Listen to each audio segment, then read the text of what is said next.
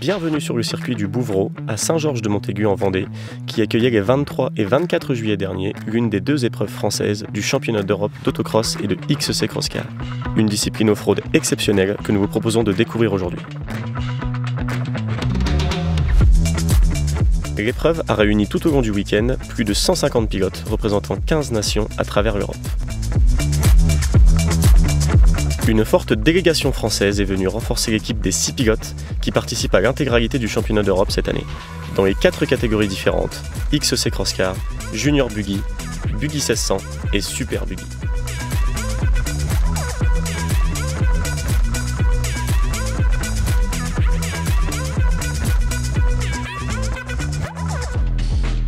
Pour cette nouvelle édition, de nombreux travaux d'aménagement ont été effectués sur le circuit, avec un nouveau tracé, un départ sur asphalte, une nouvelle tribune panoramique pour le public et des nouveaux jumps spectaculaires. Pour commencer, le XC Cross-Car, discipline dont la France est le berceau historique, et avec David Mea, champion d'Europe XC Cross-Car en titre. Dans le cadre du championnat d'Europe, le XC Cross-Car a fait son apparition en 2021. Nos pilotes français se sont rapidement imposés et ont démontré tout leur talent de pilotage et toute leur pointe de vitesse.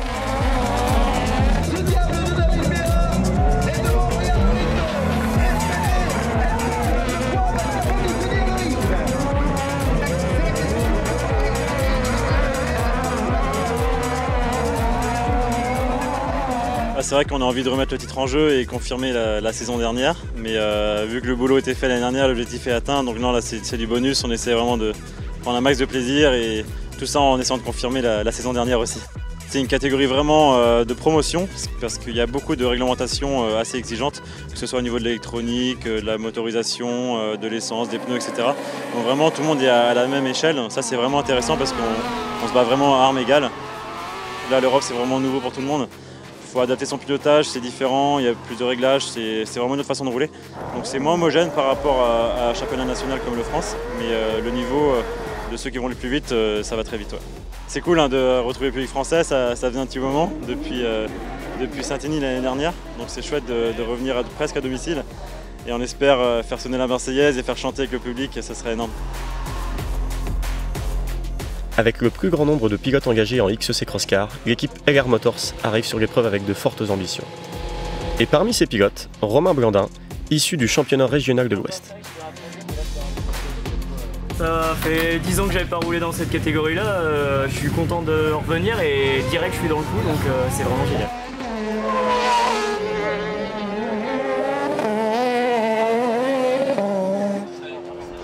J'ai une équipe qui est vraiment au top, LR Motors, qui travaille très bien sur la machine.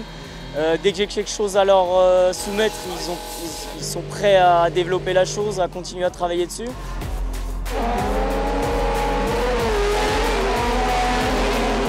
Une fois que le départ est donné, la pression elle se libère et après il faut rentrer vraiment direct dans la course et pas réfléchir, pas regarder les rétros, surtout pas. Réussir à bien analyser la piste parce qu'elle est très changeante. On peut avoir l'arrosage, la piste se détériore. Il faut vraiment réussir dès le premier tour à vraiment prendre ses marques et vraiment garder un rythme très élevé, quoi. On ne respire pas pendant 5 tours. Quelle finale! Finale, c'est beau! Mais très dur la nuit, très dur. Très chaud, ils ont recreusé la piste, beaucoup de trous, mais finale, c'est ce qu'il fallait, là c'est parfait. Le constructeur est heureux, donc c'est parfait. Au commentaire avec moi pour cette finale de XC Cross-Car, j'ai le plaisir d'avoir Tristan Fauconnier, 3e au championnat d'Europe l'année dernière. C'est David Mea qui, dès le départ, prend les commandes. La grande nouveauté cette année sur le circuit du Bouvreau, c'est ce départ bitume.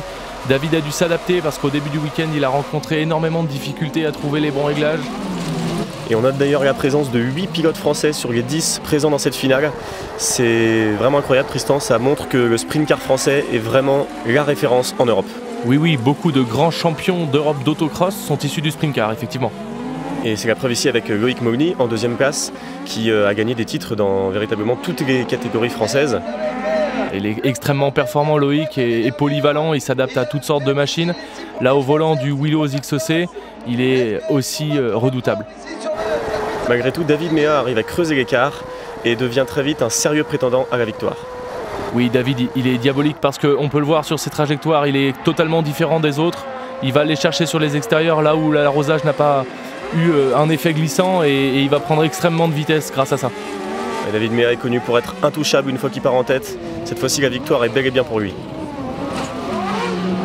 À la 3e place, on retrouve Romain Blandin, pilote issu de la catégorie Maxi Sprint dans le championnat de l'Ouest. Tristan, tu l'as bien connu et tu as aussi bien connu cette division Maxi Sprint surtout. Oui, j'ai roulé plusieurs années en Maxi Sprint, la catégorie intermédiaire du sprint car en France. J'ai été champion de France en 2017 dans cette catégorie. D'ailleurs, la réglementation FIA sur ces cartes-là, techniquement, elle bride un petit peu la puissance du moteur. Et pour Romain, qui vient de cette catégorie un peu moins puissante, il n'y a pas un énorme changement en termes de comportement de la machine. Et ça l'a aidé à s'adapter. Et on retrouve la victoire de David Mea devant Loïc Mogny et Romain Blandin qui complètent le podium 100% tricolore. Et c'est d'ailleurs quelque chose qui t'est arrivé l'année dernière, Tristan, c'est à cet instant que la pression retombe. Oui, quand on arrive au podium, là c'est énormément de joie et un moment de communion aussi avec le public. Outre David Mea et Loïc Mogny qui sont des réels habitués des podiums français et européens, on retrouve Romain Blandin qui concrétise son super week-end.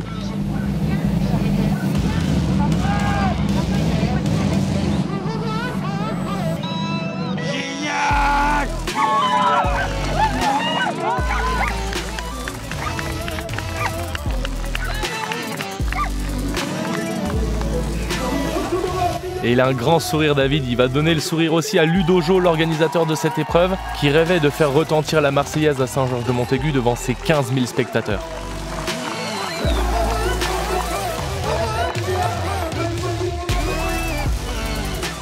Champion d'Europe XC Cross 40 titres, leader du championnat pour la 2e édition du championnat. Victoire ici à Saint-Georges-de-Montaigu, on dirait que ça se profile plutôt bien pour l'instant. Ouais, super, ça se passe super bien pour l'instant. 4 victoires en 5 courses, donc on ne pouvait pas vraiment faire mieux. La première, on a eu un peu de petits soucis en finale, c'était des accrochages. Mais là, on est vraiment dans une bonne dynamique, il faut vraiment qu'on ne change rien, on continue comme ça et ça se passe bien. Bon, ça marche fort cette année, pour l'instant ça a l'air bien parti, on va croiser les doigts, mais c'est quoi le prochain challenge après être champion d'Europe de cross-car? Bah ça je sais pas trop encore, hein. C'est un peu dans les tuyaux, j'y pense un petit peu pour l'année prochaine, j'aimerais bien continuer sur l'Europe, alors après j'aimerais bien aussi essayer peut-être pourquoi pas une nouvelle catégorie, mais après c'est pareil, c'est les budgets qui freinent un peu, donc on verra ce qu'on trouve et les opportunités qui se présentent. Tout au long du week-end, les pilotes peuvent être soumis à des contrôles techniques pour vérifier la conformité des machines. Les contrôles, ils ont débuté hier où on avait toute la partie, on va dire, sécurité du véhicule principalement. Et aujourd'hui, les contrôles portent plus sur l'aspect réglementaire. Actuellement, on est sur les cross-cars et les contrôles ont porté sur l'essence, les échappements et les rapports de boîte de vitesse qui sont réglementés dans cette catégorie. Le poids des véhicules est contrôlé à partir de la manche, là qu'on vient de voir. Et ensuite, c'est le contrôle du prélèvement d'essence, puisque l'essence est une essence unique. Donc il y a un prélèvement qui est fait pour être ensuite analysé. C'est pour qu'il y ait une égalité entre les pilotes et une équité sportive entre eux. Le XC Cross Car se conjugue aussi au féminin. Habituée du championnat de France, Clarisse Janot est venue se mesurer aux meilleurs pilotes européens. C'est une opportunité, je pense, de rouler avec les garçons et surtout de rouler en championnat d'Europe car il y a vraiment un excellent niveau. Pour moi, c'était un rêve qui se réalise. Le but, c'est de prendre le maximum de plaisir, d'apprendre encore et encore et puis de tester aussi la machine car on n'est pas en championnat de France, on n'a pas grand-chose à jouer. Mais bon, le but, c'est vraiment de progresser puis d'avoir la meilleure place possible. Dans la catégorie Junior Buggy, on retrouve également en féminine Laure Mercier, qui a disputé l'an dernier l'intégralité du championnat et s'offre cette année uniquement quelques piges pour le plaisir. Il m'a fallu les séances d'essai pour me remettre dedans après cette petite pause hivernale. Je suis plutôt contente, ça a fait une première ligne pour demain matin. Maintenant, j'espère rester dans le coup et qu'il n'y ait pas trop de casse pour rester dans la course. Je suis de plus en plus à l'aise avec la machine, donc forcément ça l'aide. Le tracé à Saint-Georges est incroyable, donc il y a tout pour s'amuser, donc parfait. C'est sportif, hein, surtout qu'on roule avec beaucoup de pilotes qui ont commencé dès 4 ans. Actuellement, on est 2 filles, Elisa Pintulnova qui vient de République tchèque et moi-même.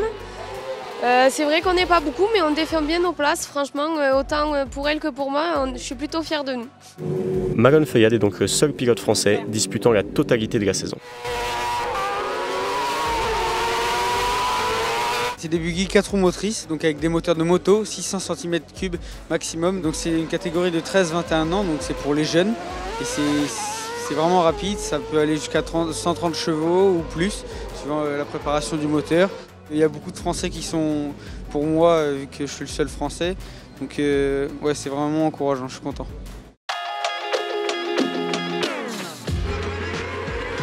Jakub Safranek prend le meilleur départ devant Philippe Deurt et Daniel Pitoun. Dès le départ, le pilote français Malone Feuillade subit un accrochage. Oui, c'est un malheureux accrochage. On voit Florian Arnos tenter une attaque à l'intérieur et il heurte l'intérieur du talus et Malone ne peut éviter le contact. C'est Laure Mercier qui en profite en gagnant quelques places et en se rapprochant de la tête de la course. La domination dans cette catégorie est principalement tchèque et ça a une vraie explication, Tristan. En République tchèque, les jeunes font du buggy très tôt. Ils attaquent aux alentours de 4 ans sur des mini-cartes. Et dès 12 ans, on peut les voir déjà avec des buggy comme sur les autres catégories. C'est vrai que ces buggy ressemblent comme deux gouttes d'eau aux buggy des catégories supérieures. En fait, c'est juste des versions miniatures de ces machines. Ouais, c'est quasiment les mêmes dimensions avec des moteurs un peu plus petits, mais on retrouve le 4 roues motrices qu'on va avoir dans la catégorie buggy 1600 et super buggy. Et tout simplement pour répondre à la question, en République tchèque, on met les jeunes directement dans les mêmes conditions que les catégories autocross. Et ça leur permet d'être logiquement très compétitifs après. Suite à son accrochage en début de course, Malone Feuillade entame sa remontée. Oui, les deux malheureux pilotes qui s'étaient accrochés au départ peuvent remonter. Et là maintenant c'est couteau entre les dents et on fait le maximum pour rattraper un maximum de place. Ouais, c'est dommage pour Malone Feuillade qui a vraiment eu un rythme très impressionnant tout le week-end. Ouais, c'est assez délicat parce que sur un week-end on peut faire d'excellentes pointes de vitesse, d'excellentes manches qualificatives. Et quand on arrive dans les phases finales, on peut tout perdre sur un premier virage. Ça fait partie du sport, c'est l'autocross. Bleu, blanc, rouge, mais le drapeau n'est pas français, il est bel et bien tchèque. Les pilotes tchèques qui confirment leur domination du week-end. Victoire de Philippe Deurt devant Jakub Safranek et Daniel Pitoun. Au départ, je prends un bon départ, je pense que je sors 5e au deuxième virage. Mais bon, la malchance continue, le chat noir continue, il y a toujours un pilote qui s'est foutu en tête à queue devant moi, il faut que je me prenne dedans, le buggy peine à redémarrer. Et je repars dernier et après je fais une petite remontada et je remonte 7. Mais bon, comme je dis, le chat noir continue, c'est vraiment la galère. La perfo a l'air d'être là quand même. La saison est encore longue, il y a quand même encore moyen d'aller chercher un bon top 5, voire un peu mieux peut-être. Oui, il y a beaucoup de vitesse. Là, à Nova Paca, on l'a montré qu'il y avait de la vitesse. Ici encore, on l'a remontré qu'il y avait de la vitesse. Mais bon, on voit à la fin du championnat ce que ça va donner. Mais ouais, un bon top 5, ça serait quand même bien avec le début de saison qu'on aura eu. Une épreuve du championnat d'Europe, c'est aussi un rendez-vous convivial, l'occasion pour le public de venir à la rencontre des pilotes et de participer à de nombreuses animations. La traditionnelle séance de dédicace permet au public de venir rencontrer les pilotes de toutes les générations. Valentin Comte, issu du rallycross, David Mea, tenant du titre en XC Cross Car, Florent Tafani, champion d'Europe 2021 en Super Buggy, et Thomas Nacleto, vainqueur ici en 2015 après une lutte acharnée avec Bernd Stubbe. Pour permettre aux plus jeunes de découvrir la discipline, un constructeur français a mis en place une nouvelle machine, le CrossKid. Célie Péréchaud, fille du champion de France Super Buggy 2021, participe à la mise au point de la machine. Elle a montré toute l'étendue de son talent ce week-end et a permis aux autres apprentis pilotes à maîtriser leur CrossKid.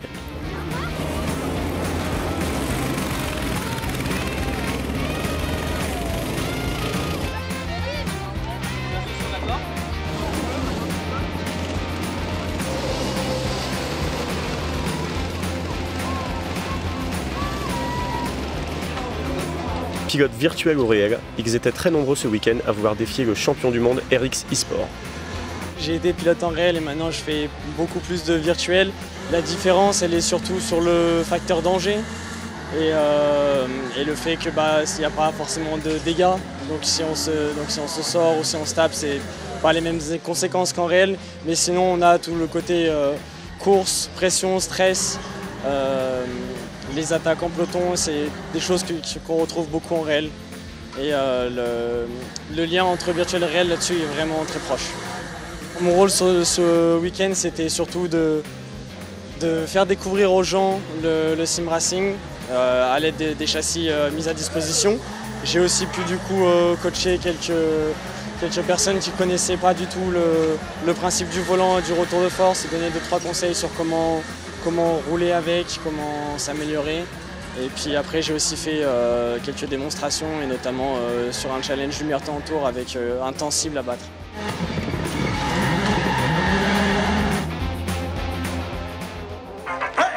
Les groupes Atelier Tordu et Strolade ont donné un concert en plein air devant 4000 spectateurs, donnant à cette soirée un air de festival.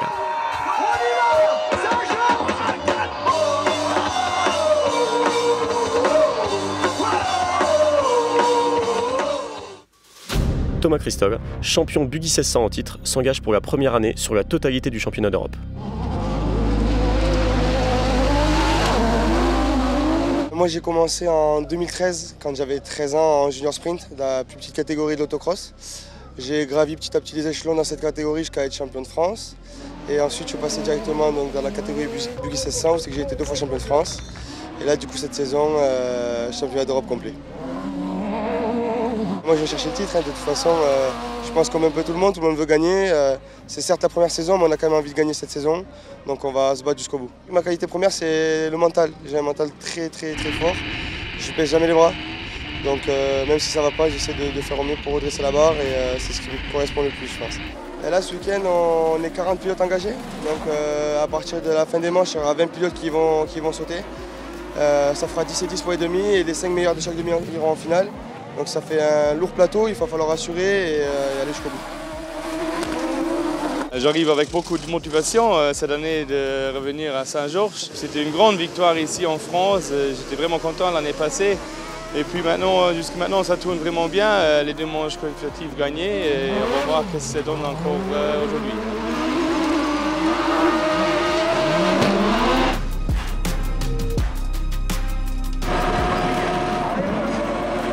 La première ligne démarre fort et les pilotes arrivent à 3 de front au premier virage. Voilà, c'est celui qui a la corde qui va avoir l'avantage. On voit que du coup Stigny Jaspers prend le meilleur et là un excellent dépassement de Damien Crépeau. Son talent sur ce genre de piste-là, il est plus approuvé. Damien, il habite à 15 km du circuit, il le connaît très bien, mais à la fois c'est comme ça sur toutes les courses du championnat de France. Damien, il est extrêmement rapide. Et une fois de plus, on retrouve beaucoup de Français aux avant-postes dans cette finale. Ouais, la particularité de l'épreuve de Saint-Georges-de-Montaigu, c'est que celle-ci compte pour le championnat de France. Donc on retrouve les meilleurs pilotes du championnat de France, en plus des meilleurs pilotes du championnat d'Europe. Donc c'est un cocktail explosif, surtout en finale. Et on peut vraiment se rendre compte que les pilotes français sont clairement au niveau. Ils ne dénotent pas par rapport aux performeurs européens qui sont pourtant très rapides. Et pendant presque un tour, Damien Crépeau a cru réaliser son rêve en remportant l'épreuve de Saint-Georges-de-Montaigu. Mais malheureusement, cette erreur lui privera de la victoire. Et ça laisse la place à Stigny Jaspers, le pilote néerlandais qui s'empare de la tête de la course devant Thomas Christol et Édouard Vignal, les 2 pilotes français.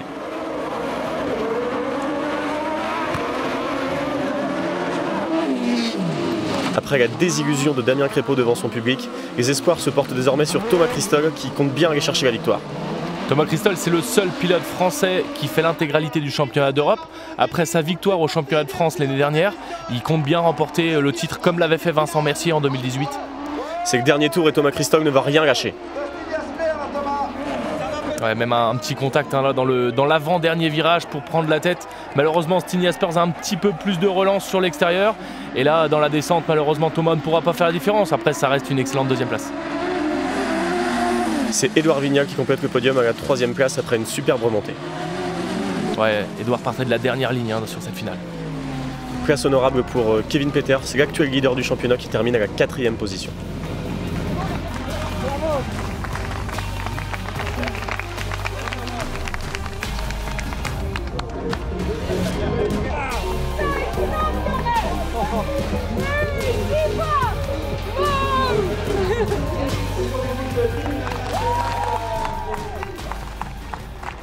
Thomas, quel week-end, quel perfo en finale? Parle-nous un petit peu de cette finale. Ouais, c'était une finale sur haute tension. On partait de la 2e ligne, on a réussi à se faufiler, à sortir en 3e position, profiter d'une erreur d'un concurrent et attaquer le premier jusqu'à la fin. Bon, ça l'a pas fait, il manquait pas grand-chose, mais je suis content, ça fait des gros points pris. de dernier hier soir, si je ne me trompe pas, à podium ce soir en championnat d'Europe ici à Saint-Georges. C'est magnifique. C'est inespéré et je pense qu'on a fait un énorme travail sur la machine pour être performant tout au long du week-end. Donc ça vient payer avec un podium, effectivement. C'est vraiment incroyable, il y avait vraiment du rythme dans cette finale. On a réussi à te défaire un petit peu des accrochages devant et réussir à tenir le rythme jusqu'au bout. Ça allait vite. Hein. Ça. Exactement, sur le départ, j'ai pas pris de risque et puis dès que j'ai vu le trou, j'ai plongé et je savais qu'il fallait mettre un gros rythme pour essayer de remonter quelques places. Et puis au bout du deuxième tour, j'étais déjà 4e, donc tout était possible et on arrive à être 3e à la fin avec du coup un très bon résultat déjà personnel parce que c'était ma première course européenne et puis pour le championnat c'est très intéressant. L'autocross se vit aussi en famille. Johnny et Magon Feuillade partagent leur passion sur le championnat d'Europe. Humainement, c'est une expérience qui est incroyable. Tu partages la même passion avec ton fils. Dès qu'il a eu 13 ans, je l'ai emmené avec moi. On a fabriqué un junior buggy et il est parti sur l'Europe avec moi. Et c'est super parce qu'on part tous les week-ends ensemble avec ma femme, ma fille, mes deux fils. On part sur l'Europe et puis c'est top, franchement c'est top, c'est pas explicable, il y a une alchimie qui se fait avec les enfants, un transfert de passion et c'est vraiment un bon moment. J'ai vraiment pas de mots, franchement c'est vraiment incroyable d'être avec son père, de se donner des conseils, s'encourager, repousser ses limites ensemble, c'est vraiment bien d'être tous les deux. Les objectifs sont clairs, c'est quand même d'aller chercher le titre. Pour ma part j'ai gagné le championnat d'Europe en 2015 et quand tu vis cette expérience et que tu gagnes, c'est unique, donc c'est sûr que j'ai envie d'aller gagner le championnat d'Europe en Super Buggy cette année. Robert Teuil est le deuxième pilote français à participer à toutes les épreuves du championnat en Super Buggy et la catégorie Rennes, surnommée aussi les Formule 1 de la Terre. On a démarré le championnat pas dans de bonnes conditions. Bon, on découvrait les circuits, il fallait apprendre le travail avec l'équipe, apprendre les nouveaux tracés. Faire un championnat d'Europe, les déplacements ils sont très longs, c'est très loin. Moi je travaille toute la semaine donc il faut que je sois concentré aussi à mon travail. C'est le fait d'être dans la structure, quand je suis sur la piste, je suis vraiment concentré pour analyser tout ça. Et ça, voilà, le choix il s'avère payant parce que dès qu'on a un problème, il y a une grosse équipe, ils sont là pour tout réparer, remettre en état. C'est la première saison complète que je fais en Europe. Bon, tous les bons résultats, c'est du bonus. Quand c'est moins bien, ben, c'est de l'expérience engrangée pour ne pas faire les mêmes erreurs l'année prochaine et tout ça, quoi.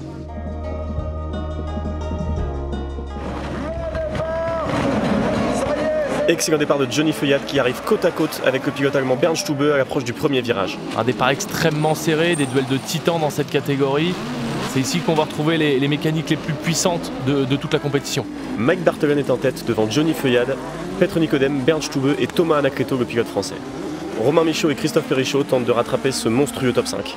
Et Johnny Feuillade au bout de la ligne droite à pleine allure, il se met à l'intérieur sur Mike Bartelen et il prend la tête de la finale. Et le public est en folie parce que Johnny Feuillade prend la tête de la finale Super Buggy devant le public français. Il avait gagné l'année dernière à Maggiora, Johnny.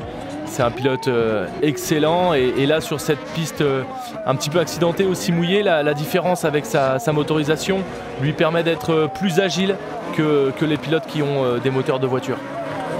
Oui, tu parlais justement tout à l'heure de ces motorisations voiture. Ouais, tout à fait. Dans cette finale, on retrouve des monstres de puissance. Là, Johnny il a 2 moteurs 1000 BM de moto, hein, des moteurs qui font environ 200 chevaux par moteur. Donc il a environ 400 chevaux dans son buggy. Et derrière, c'est des moteurs de voiture qui, eux, vont jusqu'à 700 chevaux. Pour parler de celui de Petr Nicodème, hein, le numéro 5 qu'on voit à l'écran. Donc on est vraiment sur des stratégies différentes, sachant que pour les moteurs de moto, les pilotes peuvent embarquer moins de poids et donc une agilité qui peuvent avantager sur certains circuits. Donc comme Johnny est déjà extrêmement rapide, là avec l'avantage du poids sur la piste, ça lui a permis de creuser considérablement. Et superbe dépassement de Bernd Stube à l'intérieur dans l'épingle sur Mike Bartelen. Parlons-en un petit peu de Bernd Stube. Ses 10 titres de champion d'Europe, il a monopolisé tous les titres pendant quelques années de 2008 à 2018 et après une petite pause il a repris le challenge avec Alpha Racing. Cette année c'est Petr Nicodème qui est en tête du championnat devant Bernd Stube. Petr Nicodème, vraiment un pilote très impressionnant, à seulement 23 ans il compte déjà 18 licences en compétition. Ouais, je le disais tout à l'heure, en République tchèque on attaque à l'âge de 4 ans. Et là, Mike Bartelen, un crevaison à l'arrière gauche qui du coup offre une place sur le podium à ce diable de Petr Nicodem. C'est l'avant-dernier virage pour Johnny Feuillade. Alors que derrière, ça continue de se battre. Et oui, Mike Bartelen, malgré sa crevaison, il n'a rien lâché et tout le monde veut gagner la moindre place. Une place sur le podium en Super Buggy, ça ne se laisse pas, on la prend. Ah, c'est la victoire pour Johnny Feuillade qui va marquer de gros points pour ce championnat. Johnny est encore dans la course au titre. Johnny Feuillade peut être heureux. Podium partagé avec Bernd Stube, 10 fois champion d'Europe. On sent le respect entre ces deux monuments de l'autocross européen. C'est Petr Nicodem, le pilote tchèque, qui complète ce podium.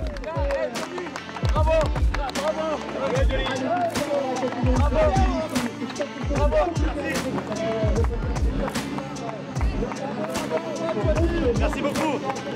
Merci.